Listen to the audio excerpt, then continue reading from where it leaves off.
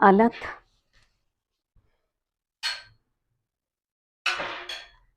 दीपा, भयानक गरमी आहे.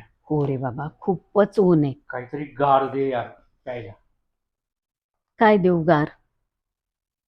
लिंबू सरबत आणि ताक. ते नको यार, दुसरं काहीतरी बन. ओके, मग एक छान रेसिपी बनवून 5च मिनिटात बनणारी काय? सोलकढी. क्या बात आहे. अरे सोलकढी. हा, तुझ्या हातची सोलकढी हॉटेलच्या सोलकढीलाही मागे टाकते. बासा विजय, देते देते सोलकढी बनवते मी. एक नंबर बनव चला. बर का. लगेच. विजय म्हणाला की तुझ्या सोलकढीची टेस्ट हॉटेलपेक्षा भारी असते. खरं तर असं काही नाही, नेहमी सारखीच सोलकढी असते, पण प्रत्येकाची बनवण्याची एक पद्धत असते. चला, आज माझ्या पद्धतीने सोलकढी बनवूया. एकदम सोपी रेसिपी आणि 5 मिनिटात होणारी. चला बघूया. ही रेसिपी पाहिल्यावर आणि बनवल्यानंतर तुम्हीही बाहेरची सोलकढी पिणार नाही आणि विसरूनही जाल. आपल्याला फक्त 3-4 गोष्टी लागतात. हिरवी मिरची, लसूण, थोडासा आल्याचा तुकडा, नारळाची चव आणि कोथिंबीर.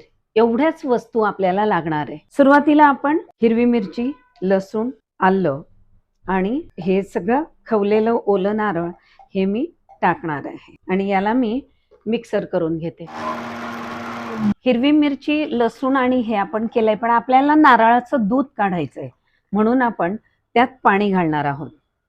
मी नारळाचं दूध काढून घेतलंय आणि एका बाउलमध्ये रुमाल ठेवून मी ते नारळाचं दूध गाळून घेणार आहे. ते आपण लसूण आणि मिरची घातली होती, तो अर्क सगळा यामध्ये उतरतोय. हे फक्त आपण एकदा नाही, 2दा काढून घेऊ आणि नारळाचा मग सगळा अर्क त्यामध्ये उतरून जाईल.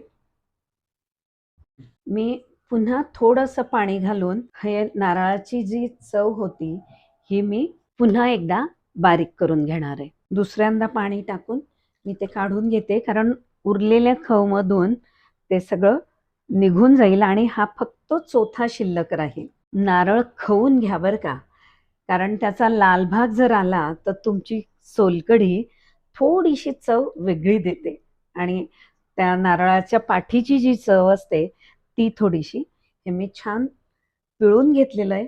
सगळं दूध आता नारळातनं निघालेलं आहे. सोलकढीसाठी मी आमसुलं भिजत घालून ठेवली होती. ती आमसुलं मस्त हाताने कुस्करून घ्यायची आहे, कारण त्याचा रंग बघा किती सुंदर लाल कलरचा आलेला आहे. छान असा आमसुली कलर, आम्हा बायकांचा तसा फेवरेटच असतो आमसुली कलर. मी आणि ते गाळून घेणार आहे. त्यात काही घाण असेल किंवा काय तर ते आहा, ते बघा आपल्या नारळाच्या दुधाला किती सुंदर कलर आता येणार आहे. हा मी छान कुस्करून घेतलाय. हे बघा, वा वा, किती सुंदर कलर आलाय. यात मी घालणार आहे थोडंसं काळं मीठ आणि थोडंसं साधं मीठ. हे बघा, ही कढी आपण बनवून पण ठेवू शकतो आणि ती ताजी ताजी प्यायला अजूनच मजा येते, पण थोडी गार झाली की अजून छान वाटते. आपली सोलकढी तयार आहे. याला गार्निशिंग म्हणून अगदी थोडीशी कोथिंबीर घालायची, त्याशिवाय सोलकढी अपूर्ण बरं का. तो आपला लालसर रंग आणि कोथिंबीर हा छान एकदम कलरफुल असं पिण्याचं ड्रिंक आहे. पौष्टिक, शरीराला थंडावा देणारं आणि उन्हाळ्यात आवर्जून प्यावी अशी सोलकढी. दिसतोय ना किती छान कलर आलाय सोलकढीला. आमसुलाची कमाल असते. चला, आता आपल्याला लगेच प्यायची आहे म्हणून मी आईस घालतीये, नाहीतर आईसची खरं तर गरज नाहीये. बनवून मस्त फ्रीजमध्ये ठेवायची आणि छान प्यायची. याला कसलेही दुसऱ्या गार्निशिंगची किंवा कसलीही गरज नाहीये.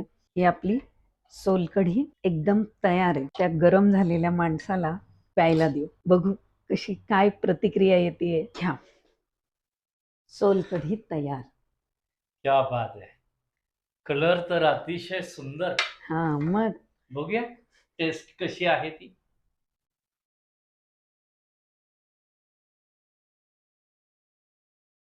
एकदम झकास. हॉटेलपेक्षा भारी ना?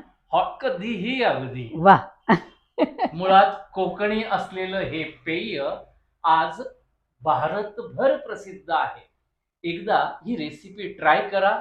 आमच्या चॅनलला लाईक करा, सबस्क्राईब करा आणि अशाच नवनवीन रेसिपींसाठी आमच्या चॅनलला सदैव व्हिजिट करत राहा. धन्यवाद.